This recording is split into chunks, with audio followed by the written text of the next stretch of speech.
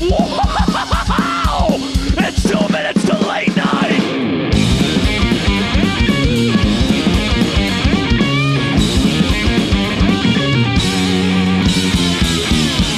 All right, what's up, corn nuts?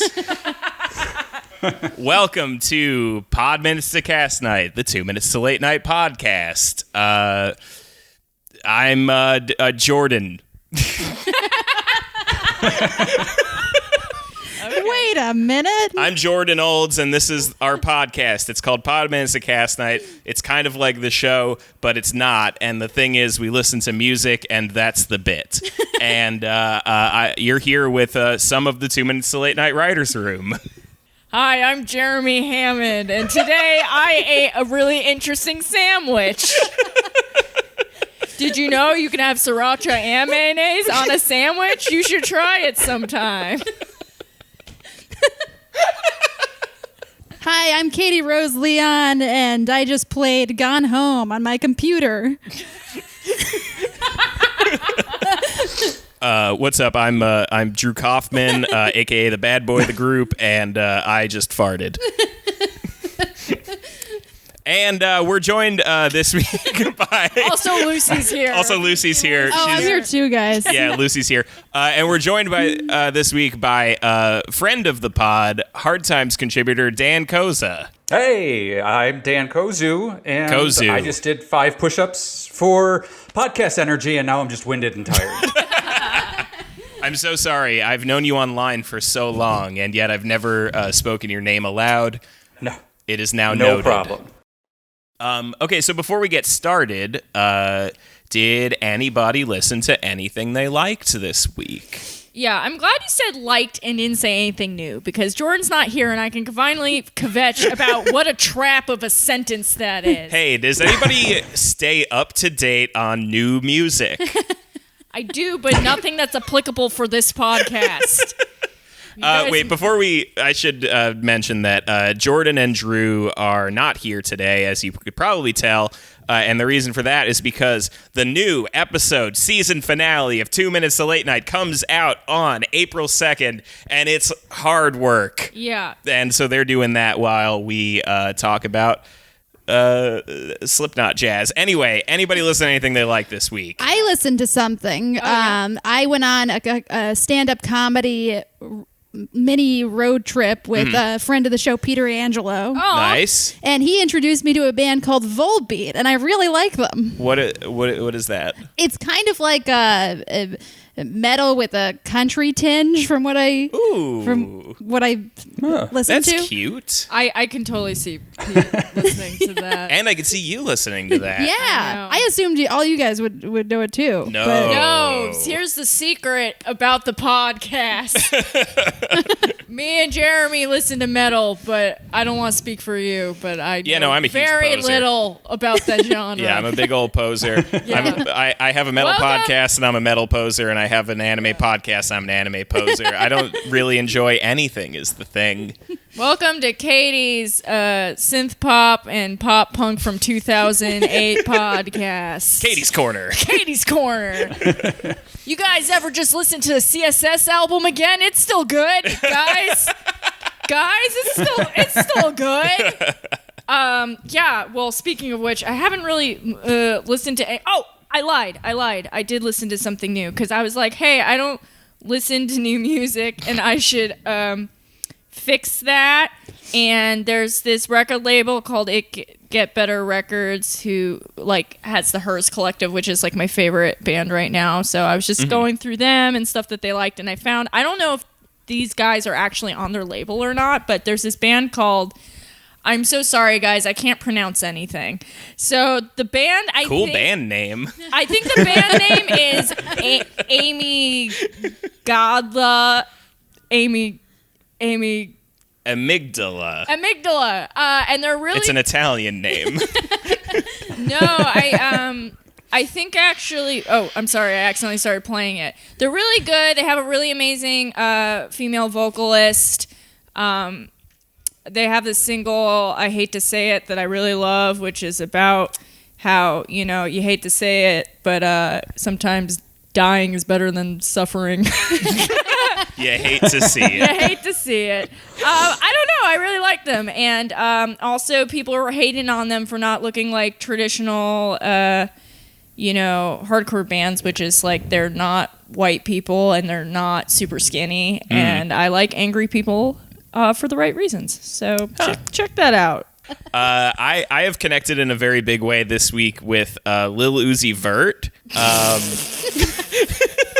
Wow.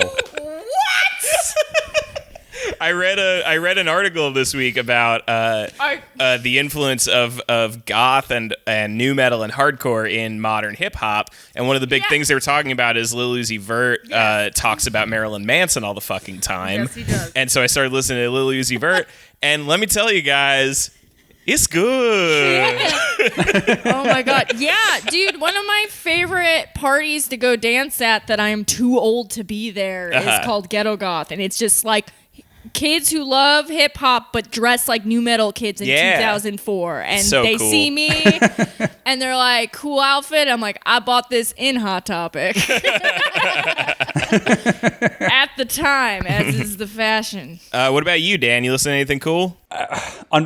All week, I actually have been listening to Bobby Gentry. They remastered all of her old work, and it's like 8 discs long. And that's the least metal or punk thing I could have said, but that's what I listened to all week was country goddess Bobby Gentry. Listen, we have completely hijacked this podcast. Yeah. It's fine. Listen. We're going to let Lucie talk about whichever Joni Mitchell album most influenced her ad nauseum. Spoiler alert, it's blue. I knew it. You're not one of the what's the white one with the sketch on the cover? All right. Is that Mountain People? What's The that called? classics are the classics for a Mountain reason. People. Yeah, Mountain People's a good one. That's a great album. That's the one with Circle Game on it, right? Yeah, oh yeah, Round and Round in the Circle Game. It's such a good name for a hardcore band. All right, so now that we have, in record time, gotten through the beginning bit of the show, we're talking this week about the Slipknot album, Fuck, Kill, Marry. No, Mate.Feed.Kill.Repeat. Interestingly enough, also the name of my self-help book. Mate, Feed, Kill, Repeat, and other tips I learned in showbiz. So we're talking about Slipknot's 1996 album, Mate, Marry, Kill. Mash the album. Yeah. So before we get too far into it, Lucie. Yeah. How do you think this album happened? Have you ever seen one of those construction guys who has to wield the really fast spinning giant blade that cuts concrete? Mm-hmm. Yes. And he's just holding it and sweating and they always look like they're about to die.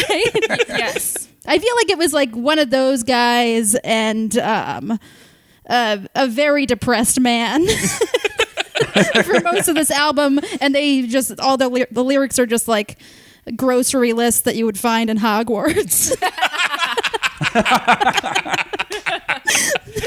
Let's name some of those groceries. We got boners. Something called squee-wee at one point. I think there was a turtle in there. Yes. I distinctly heard turtle at one point. All right. Big problem in Iowa. So, Dan, you brought us this album. 100%. So why don't you tell us a little bit about why you wanted us to do this album and maybe what your history is with the album? Very little. It actually, when we were talking about doing this and becoming on somebody, I was defending Slipknot, which they're not even one of my favorite bands. I just kind of enjoy them, but I was defending them, and they're like, have you ever heard their real first album? And I'm like, no. And they're like, it's only on YouTube, and it's awful. And I'm like, well, how bad could it be? And yeah, so, I mean, well, first it's of that all, bad. most bands' first albums are awful. When they're this is a demo, essentially, right? Yeah. And second of all, guys, Slipknot rules. Get over it. Yeah.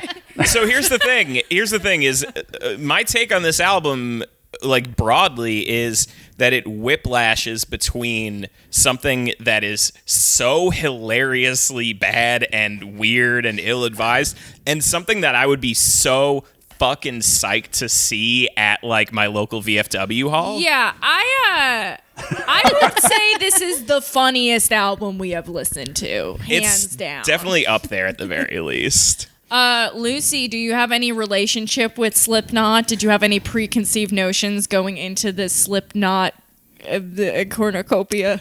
Well, thanks to Peter Angelo, when we were driving through the Real America with our two-man Largely band, Iowa. Fall River, Massachusetts.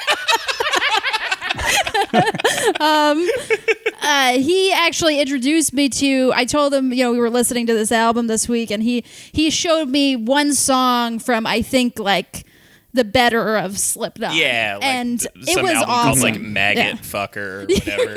Yeah. And it was great, and like it was like really like it was this like mega production with all these different instruments, and Yeah. like it was There's awesome. like 30 of them. There's so many people They're in like this band. the Wu-Tang of new metal. They're like the polyphonic spree of new metal. So I don't know if you know this, Lucie, but in current this album is its whole other beast. But Yeah. Slipknot is mostly known for having 1 million members, 2 of which bang on trash cans. Yes. Or beer kegs or something Right. like that. And one of them had to be let Right. go recently. Yes, I was going to say, I can't remember if we talked about this on the podcast No, or if we we just didn't. talked about it in real life. We talked but about there it are 2 IRL. guys in this band whose job it is to bang on kegs and trash cans and stuff. One of them is the leader of the band. It's his band. He's in charge. The other one is just another guy who gets to bang on trash cans for a living.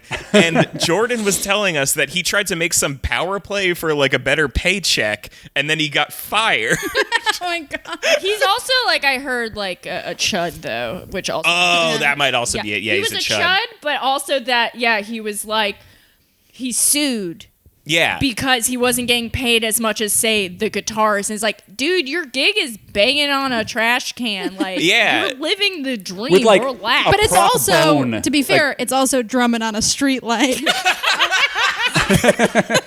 I'm sorry, Dan, what were you going to say? I was going to go back to it wasn't really a demo until Corey, the actual lead singer, came in.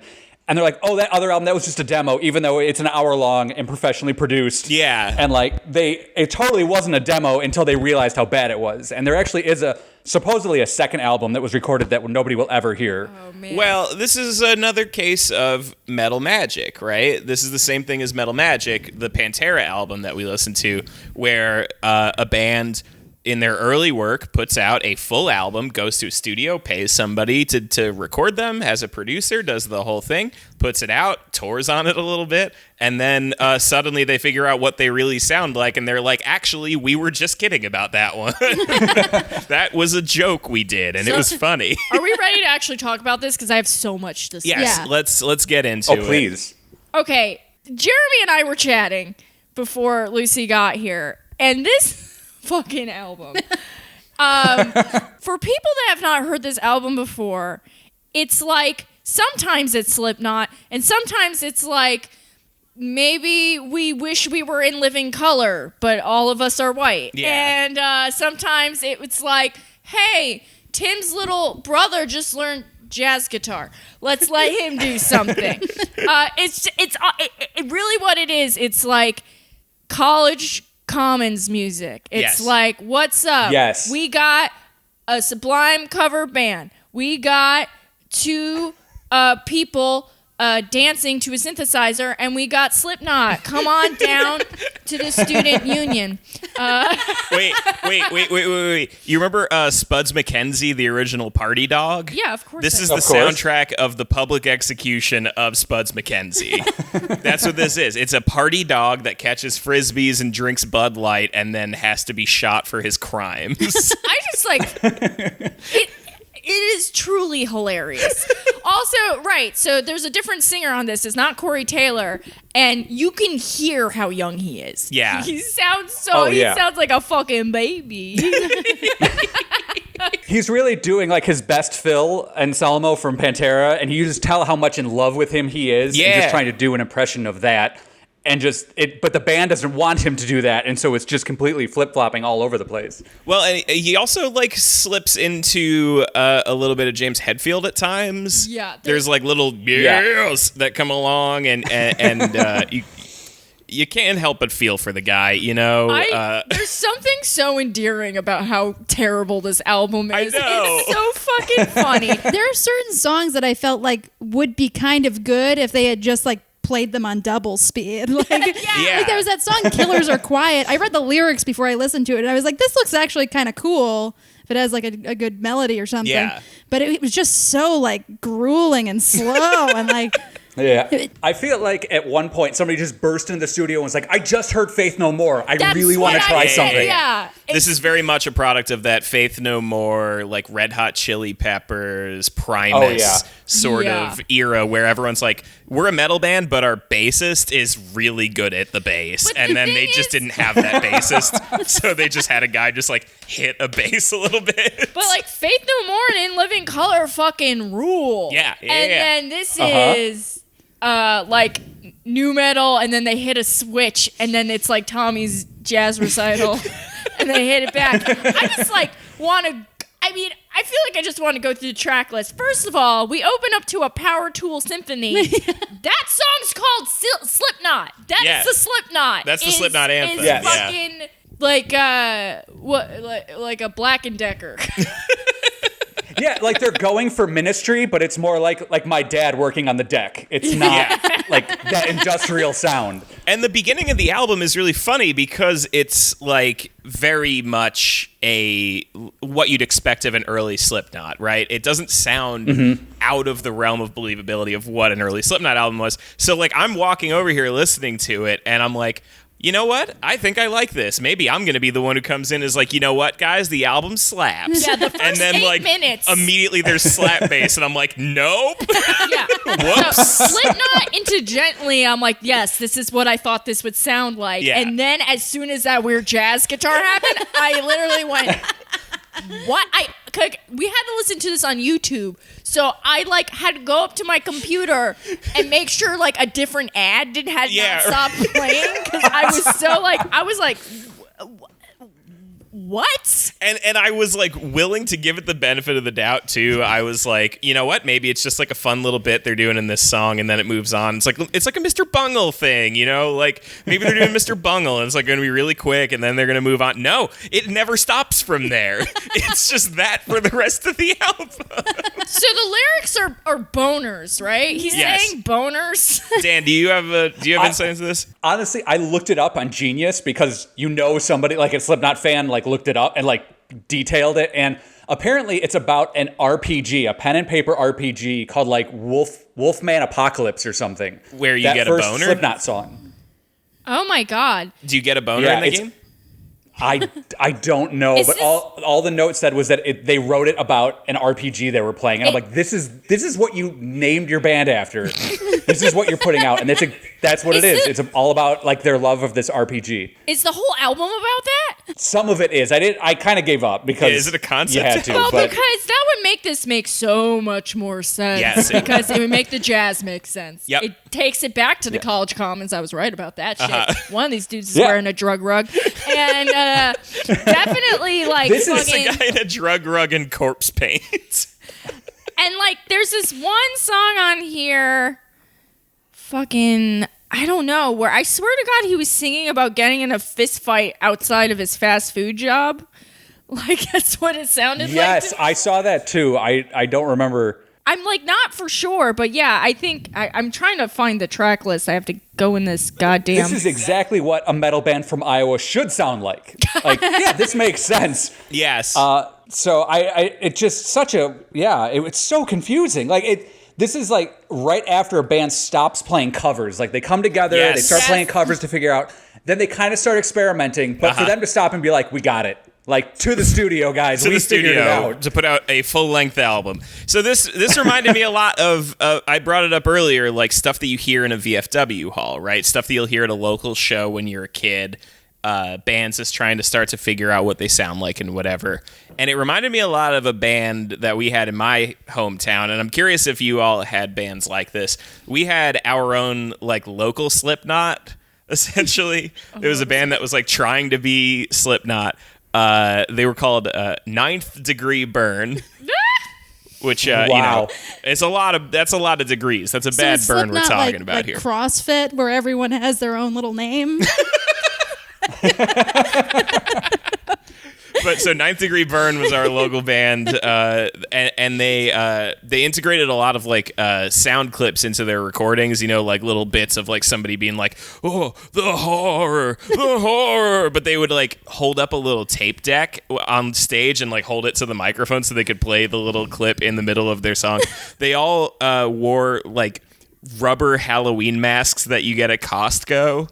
That's cute. You know, I like the basket that you see at the front of the Costco. See, no, yeah, like the bulk, like not. It's like almost Michael Myers. It's like Yeah. It's a Jeffrey Voorhees. Just what you've always wanted to dress up as, the fat clown guy from Spawn. Michelle Mayhem. So Frederick Carl. It's me, Jig Knife. So speaking of which, I did see on these track listings that the name Clown kept coming up. Who is Clown to Slipknot? Is there like Are they all clowns? Are they clowns? I mean, one of them's got like thought spikes so. coming out of his head. One of them's got a big nose he jacks off. Well, that one was based off of the Plague Doctor mask. I feel like they're like, I don't know. I don't know enough about. I know. I gotta pull up a picture. Can someone? We're all so not qualified to talk about. I know. this. Is anybody out there in podcast land like steeped in the mythos of Slipknot? Right. What's the Like, canon here? What's the canon? Are they like ICP? Yeah, I Are should they have like? told you when I suggested this album that I knew nothing about Slipknot, really. That's fine. I know nothing about Slipknot. I don't think anybody does except for Slipknot. Now the guy who banged on the trash can, Yes. who leads the band, Yes. did he also lead the band at this point? I think so. Yeah. Oh, I okay. think that's the idea. Okay, so I've pulled up a picture of them. We've got Gas Mask Guy from Left 4 Dead. Or not Left 4 Dead. Borderlands? What's the one where he's shooting himself in the head? Borderlands. Borderlands. That's Borderlands. We've got two different zombie guys. We got Faceless Bug Man. Oh, this is Dreadless Corey Taylor. Yeah, we got Corey Taylor. Who just looks like an old Italian man. Just a really old Italian man. I mean, really, it just looks like a fetish party where no one knew how to clean their latex correctly. I think the best one is Spikehead. He's got the coolest one. Yeah, but this is a newer photo. This isn't like fucking Iowa era where they were like going all out orange jumpsuit shit. Oh yeah, that's true. I know that much. Here, this I one know with that orange much jumpsuits. that got big, and then the big labels are like, people like masks now, so they're like, mushroom head, you guys like that?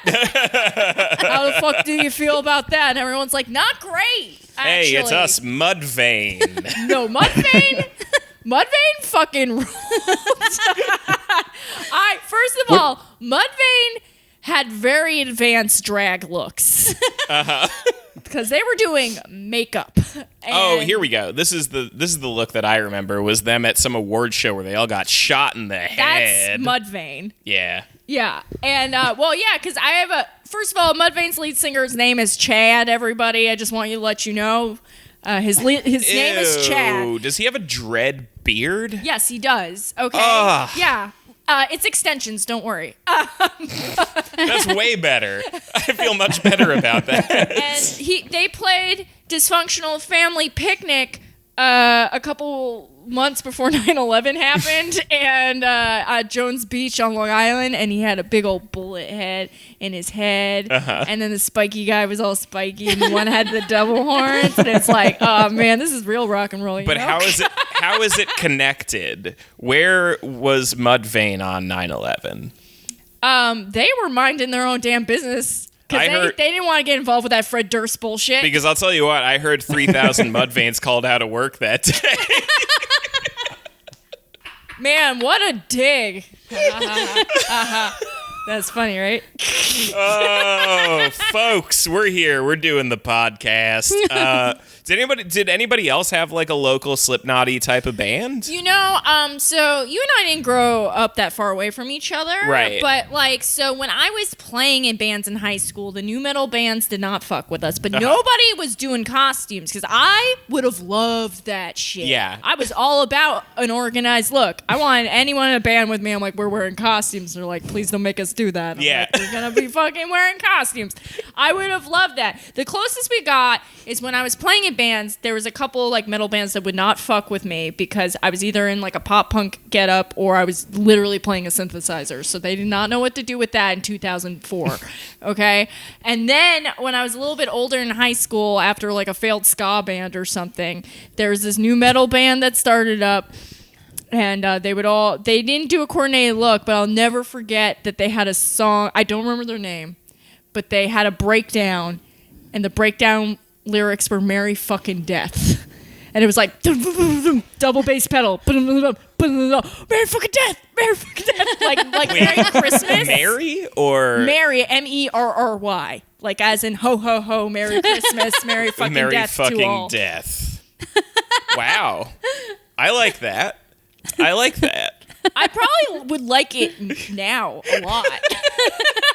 At the time, I just thought it was hilarious, and I was mad that they were like making fun of my band. Lucie, you were like. I mean, I used to act in a haunted hayride in high school, and it seems like it was basically the same thing. I played a spooky gal. What kind of spooky gal? Like, I think there was some kind of like bride thing going on with it, but Ooh, haunted. Wait, was this a religious affiliated like haunted hayride or Like a hell house? this is because you didn't wait for marriage. No, it was just like a very glom together like haunted hayride that we'd have around Halloween. And we go, ooh, that kind of thing. I do like the idea that Corey Taylor rolled up to this outfit. He's like, lose the jazz, put on this mask, we're getting spooky. Spirit of Halloween just went out of business, bitches, and I'm... While we're talking about Halloween costumes, I'm never going to have another time to tell this, that I unearthed a photo of me as a child where it was you know how like when you were a kid, there were like the early years where like you dress up as something cute, you know, like you're a pumpkin, you're peas in a pod, you're like a little scarecrow, you know, and then there's the one year where suddenly nobody is dressing cute anymore and everybody's scary. And like maybe you were on the right side of that and you were the one to dress scary that year and somebody else was embarrassed because they dressed up as something cute still. I have the picture of me the moment I realized that was the year it was. Because it's a picture of me and my cousin Michael. And Michael is dressed as the killer from the movie Scream. And I am dressed as face. my dog Boomer. And it's just the fucking best. And I am just fuming at the camera. You look really cute in that picture, though. Oh my God. And it will be the art for this episode. Was it a full body dog costume? Is it a full body dog costume? Yes. It is very detailed face painting that my mother slaved away to. Oh my God. To make me look exactly like my dog Boomer. Not any dog. My dog. That's so cute. I'm just very emotional. I'm like very fucked up right now. Not to talk about me, and like that is like making me start to tear up right now. And I'm like, am I okay? I don't know if I'm okay right now. Why is that affecting me so much? Oh, Jeremy just wanted to trick or treat as his dog, and now he's getting bullied by Ghostface, slayer of horny teens. Where's the justice? That's amazing. All right. Slipknot. Yeah, all right. They're a band. Yeah. Dan, tell us about your reaction to this, because I feel like we've covered ours pretty well. it was just confusing. Like it just every track went somewhere else, and then the last track it goes on for like 10 minutes, and it's like they gave up and they just kind of left it recording. Yeah, like there was kind of a bass kind of strumming and some like maybe a drum solo, and then they have a hidden track which is not called for, but it was the 90s, so that's probably why they did it. Yeah, we listened to that right before we started recording. It's got that sort of like reggae drum sort of thing going on at the beginning, where it's like super echoey and like hitting the edge of the snare drum. And then what else is it? It's just power tools, more power tools. More power tools. Get that Slipknot in there. You know what it is? You know what it is? It's 1996. Yep. I think I know how this album happened. A bunch of people were just really big Tim Allen fans. They just wanted to make an album for Daddy. And that's what this is. It's just them going, more power. Right. No, but that was definitely what... That was from that show, right? More power. Yeah, he says more power. I wasn't a big Tool head, I wasn't a big Tool. Yeah, I wasn't a Tool fan. Yeah. That's a premise, right? No, I see what I like about Tool is it's like an Andy Kaufman prank to just get men to label themselves. Yeah.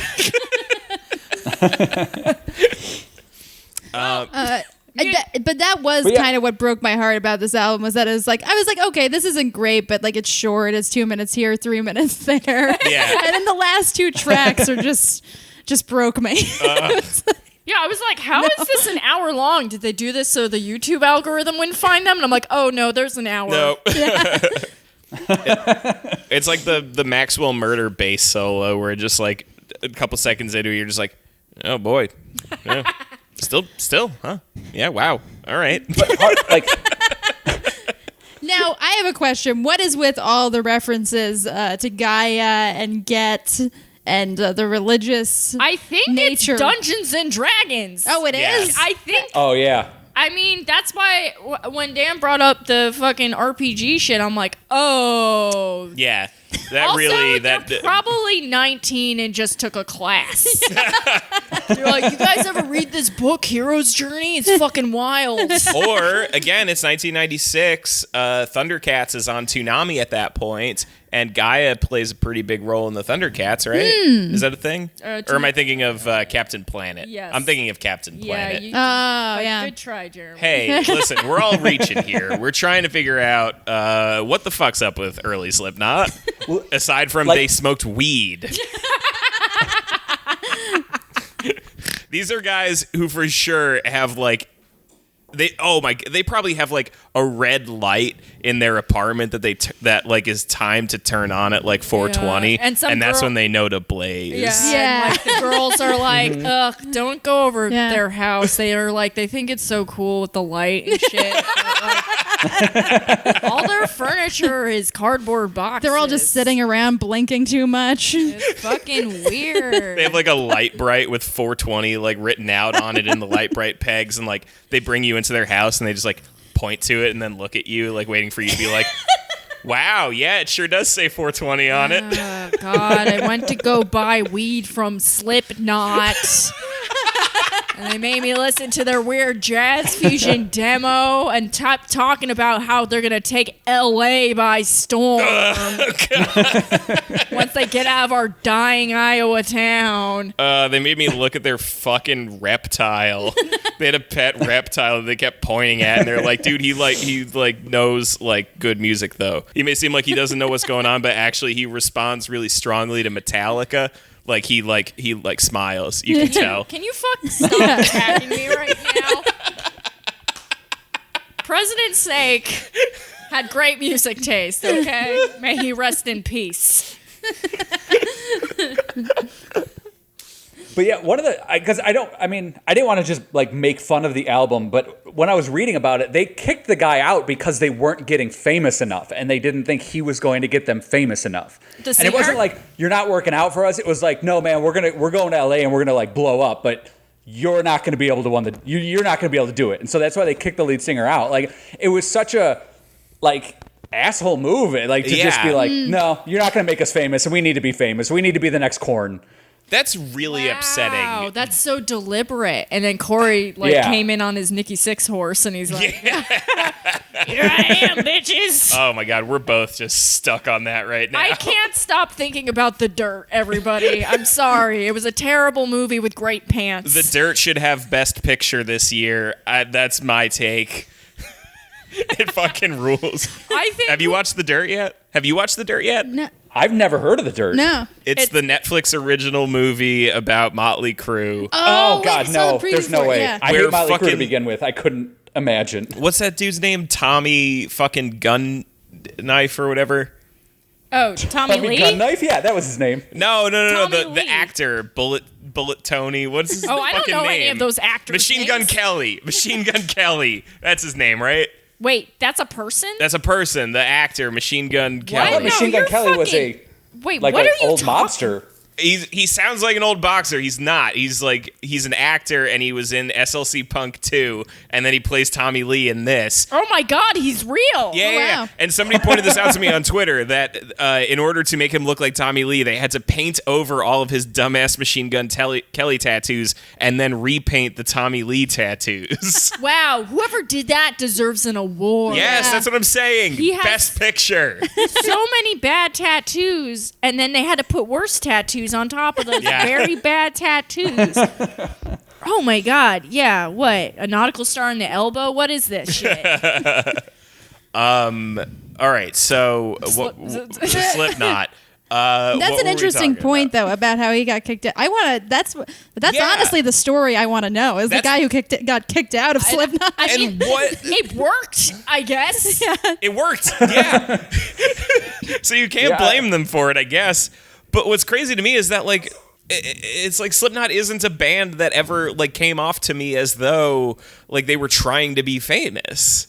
Oh, well, now they definitely I- are. Yeah. They Which sued now- Burger King. They sued Burger King. I don't know if you... Wait, What? what? Yeah. Oh, God, yeah. If you go look up Cockrock, COQROQ, there's a Burger King commercial that is like a fake metal band who wear chicken heads to sell chicken fries, and Slipknot sued them for stealing their bit. That's very And funny. Burger King's like, yeah, you're not the only band that wears masks, but it's actually that song, the Cockrock song, is so much better than any Slipknot song on this album. But yeah, they. But that was the chicken fries thing. They did because they did a Metal Militia ripoff also. The yes. what do you call them? The motocross guys, Metal Militia. They did one where it's like a Metal Militia guy, but in a chicken head. They were just ripping off all sorts of people wearing masks. Okay, so this knowledge is blowing my mind because it's recontextualizing to me Slipknot as a whole. And they don't have the chicken fries anymore. I'm not talking about chicken fries, although I'm very hungry, and if anyone wants to go to Burger King, I will fucking do that. I always assumed the costuming and the music and everything was part of this larger vision, like how ICP has a lore and they're really in their scene and whatever. But now it's just how do we get people to notice us? Well, we're not that hot, but maybe if there's a lot of us and we put on masks, Yeah. we will take up space. Right. And honestly, that's how I've done everything my whole life. I'm well, I'm not going to be the funniest comic here, but I'll wear a giant coat and everyone will remember me, and then I'll have my picture taken the most. Man, that's really depressing. Yeah, it You know, sucks. I didn't think That's why Slipknot was people going to have me on make me podcasts. sad.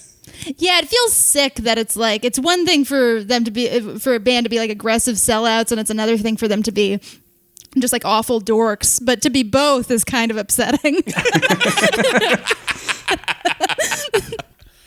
I feel like they And if belong you in two look different up realms. The guy, what was his name? Anders was the first lead singer. Apparently, he wouldn't wear a mask either. So they're like, oh, you got to do something. So he would just wrap his face in electrical tape, like GG Allin. So if That's you look up cool. old photos of That's them, a cool it's bit, Slipknot, Anders. and then this guy just covered in electrical tape in front of them. Oh my God. Okay, I know we have listeners in Iowa, and I don't imagine Iowa is a very populated place. But also, maybe it is. Maybe it is. I don't know. I'm dumb. I don't know shit. But listen, if any of you live in Iowa and you know Anders, hook us up, man, because I really, really need to know what the fuck happened. with you. He wasn't done growing. He wasn't done growing. He was cut off at a young age as a sapling, as a mere sapling. He could have grown up to be the guy who jacks off his nose. We don't know what he could have been. Maybe, I don't know. Maybe The worst part is Gently, which was like the second track where he kind of, it's more Pantera than anything, but that's like my favorite track, and that's really the one like that I feel like he's the best part of it. Yeah, and that's like the most on track where you're like, oh, I see how modern Slipknot came out of this, and like it's kind of fun, even though it's dumb as hell. Yeah. Anders, it's okay. We believe in you. Whatever jazz fusion outlet or whatever, or like managerial job at a Staples, like whatever it is, man. We just want to make sure you're okay, thriving, living your truth. He went on to join the Weather Report. Or what was the other one? Government Mule. Oh my god. Oh my god. It took me a minute to figure out what the fuck you were talking about. I know, it just brings you back to a cassette tape and your dad's Dodge Neon. Literally though, because my dad's like best friend plays in Spyro Gyro.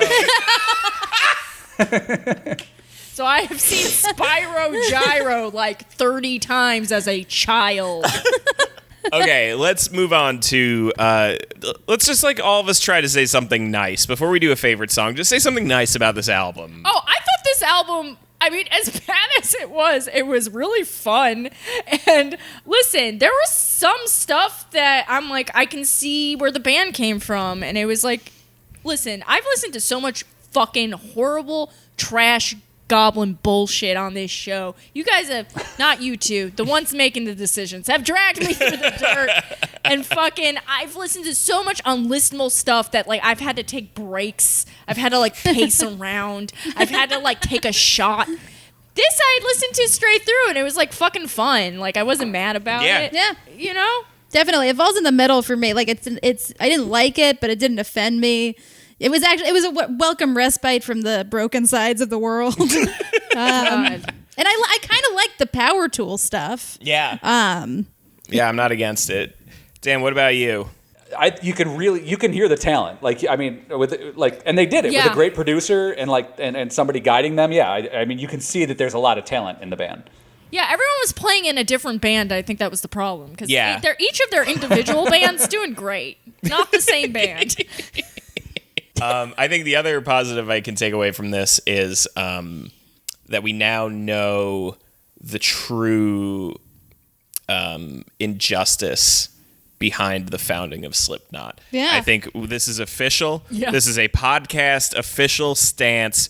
Fuck Corey. We are a pro Anders podcast. The dumping of Anders was the original sin of Slipknot. Oh man, I'm so glad Jordan's not here because this is the part where he'd be like, actually, I met that guy once in 2017 and he's like super nice and we can't here's the thing, he's actually really cool. He's actually really cool. I'm sure he is. I'm sure he's the coolest, but also justice for Anders. Justice for Anders. Picked our Hashtag boy. justice for Justice for Anders. Call into the pod, Anders. Anders, come on the pod.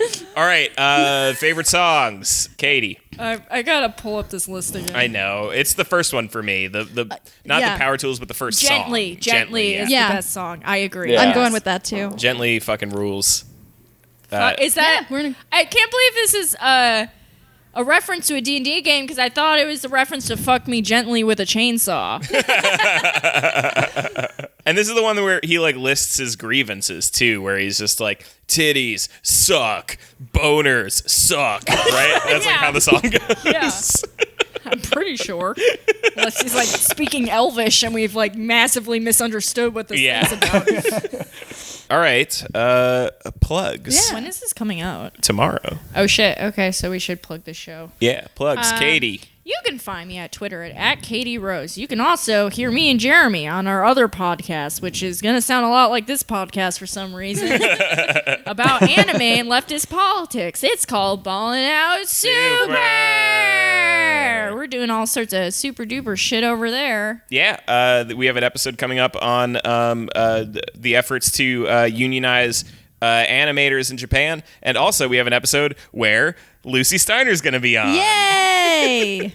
At some point. It's in the document. It's all down the Yes. pipeline. It's coming. Lucie, what do you got? So I'm gonna, like you said, I'm gonna be on Ballin' Out Super. I'm looking forward to that. You can follow me on Twitter and Instagram at the Steinbag, and I have a new podcast with my fellow comedian and lover Ray Kump. It's called Our Love Is Disgusting. I'm such a fan already. The theme of the show is that we are both in love and we're both kind of pigs, and we talk about it. That's amazing, Lucie. Dan?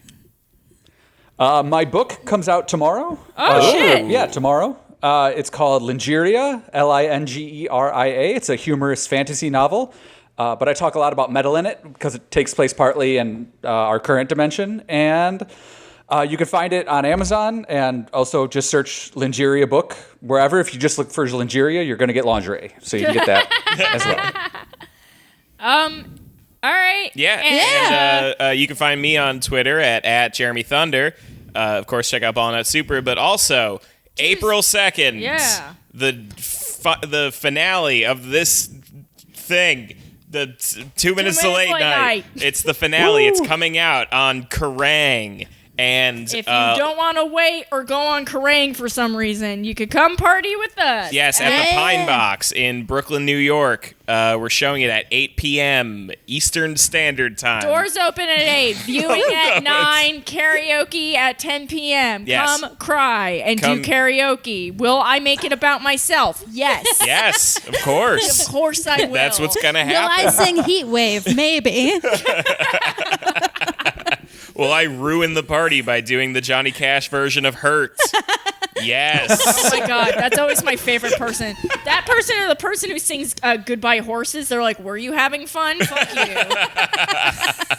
Or somebody did Don't Speak as the first song of a night of karaoke, and I was like... That's a blackout drunk song. That's a tough way to start the night. Follow us on Twitter at 2M2LN, Instagram 2 Minutes to Late Night. What is the Patreon? HonorableSwords.com. And that's it, folks. Go be jazzy. Okay, goodbye. Bye.